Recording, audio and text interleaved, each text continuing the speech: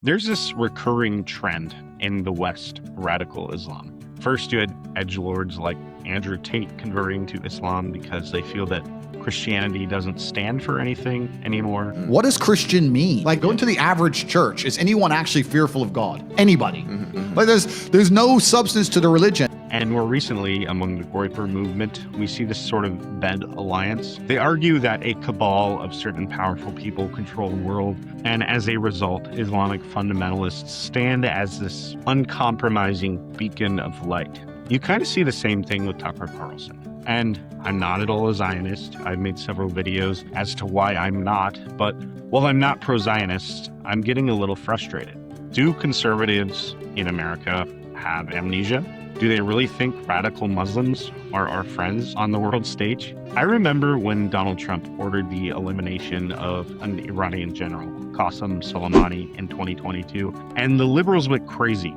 This guy was responsible on record for the death of 608 Americans. And many Americans called them traitors to their country, and they told liberals that if they liked Iran so much, why don't they just go and live there? And there was, at the time, rightful condemnation for the apologies the left gave to Iran and the condemnation they lobbed at the Trump administration for this aggressive act. Fast forward a few years, and Ayatollah Khamenei, the guy who killed Americans when he overtook the embassy in Tehran and ordered the murder of thousands of Americans and Christians and sent proxies to take out American servicemen all over the world, a guy who was the boss of the general who killed 608 Americans, the one we made fun of the left for crying about, his boss gets killed. And many people on the right are now talking about how disappointed they are in America, just like the left was a few years ago, and how America is complicit in a genocide against the Palestinian people, and how we've acted on the behest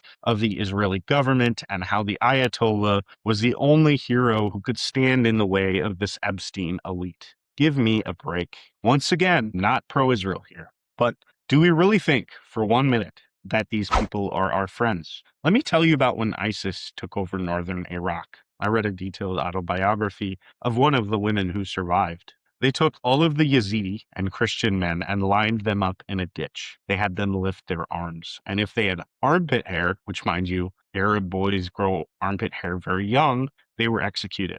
The ones who could not grow armpit hair were taken to ISIS training camps in order to be trained and sent to frontline battles. The women were taken separately. The ones who were deemed ugly or old were executed on the spot, and the young and pretty ones were auctioned off like horses and cattle and forced into horrible lives where they were continually victimized by members of the Islamic State.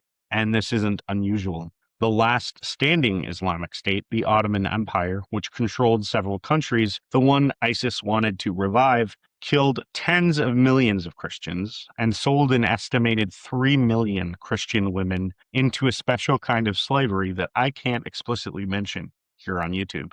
These people hate us, and yet 20,000 Americans, mostly women marrying Muslim men, convert to Islam every year. In fact, America has been quite a good home for Muslims. In the 1960s, there were around 100,000 Muslims in the United States, and by the 1980s, that number grew to 1.2 million. In 2017, there were 3 million, and we're really growing quickly now because in 2020, just 3 years later, that 3 million grew to 4.5 million.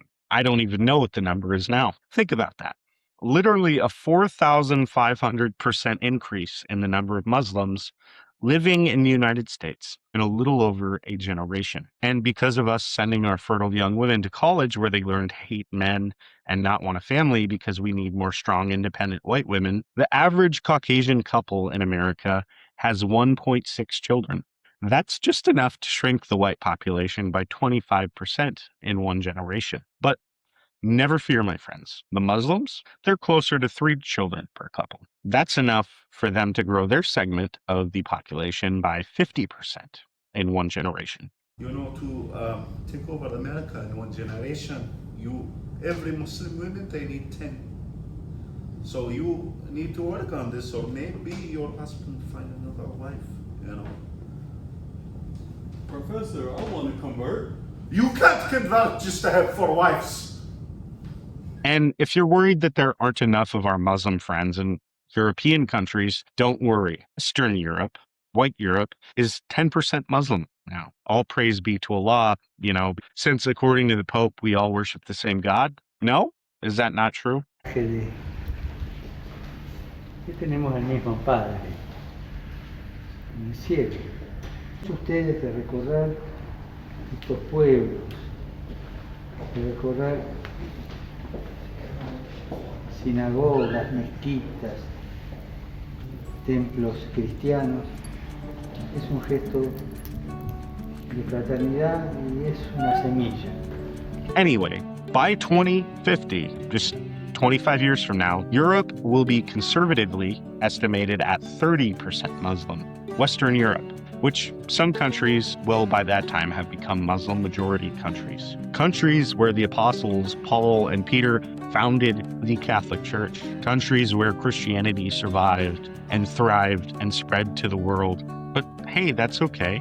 At least we're focused on Jews, right? I'm being satirical, of course. And I'm sorry if I offended any delicate sensibilities, but do we really not see how big of a problem this is? I had an uncle who was murdered by radical Muslims for his faith, and now there are conservatives in the West openly flirting with Islam to stick it to the Jew. Please wake up. Please stick to the Christian faith and remember your identity. Radical Muslims are not your friends and never will be. If you enjoyed this video, please consider subscribing. My goal with this channel is to make content that will edify, strengthen, uplift, and defend the Christian church.